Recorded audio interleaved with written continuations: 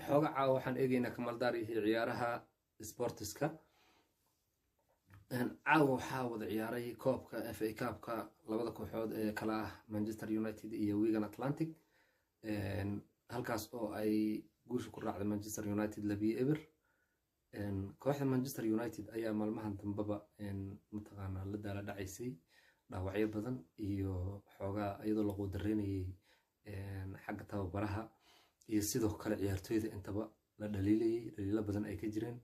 ayaa caawa waxay la ciyaartay dhigeeda Wigan Athletic halkaas oo ay kaga badisay 2-0 goosha koowaad daqiiqadii markay ahayd 22 ayaa waxa uu saxiixay daafaca midig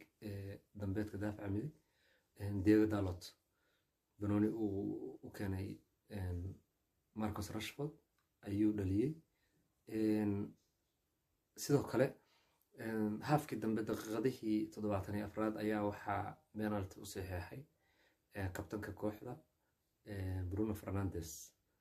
labada ciyaartoy caaw goosha wada dhaliyayba goolasha u dhaliyay Manchester United labaduba waxay ka tirsan yihiin qaranka Portugal waana laba nin oo aad iyo aad u firfircoon banoonigooda walow maalmahan dambe Manchester United aad loo dhaliilay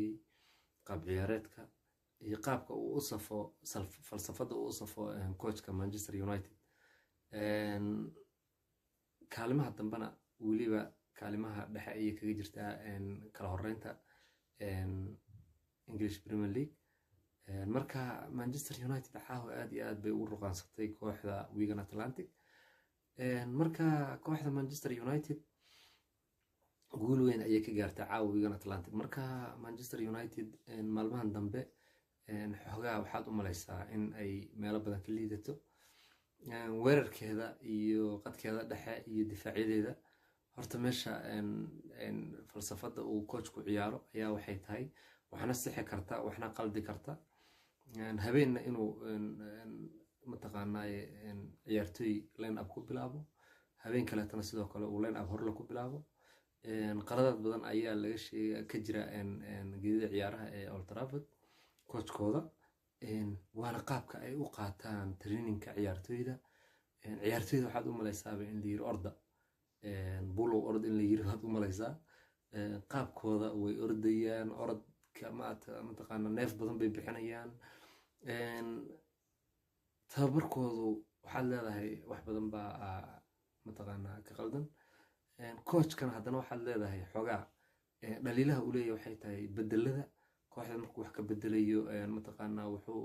isagoon u meel dayanin ayuu wax bedelaa qadka dhuxul burburinaya meeshii ninkii bedelka lahaa ma bedelo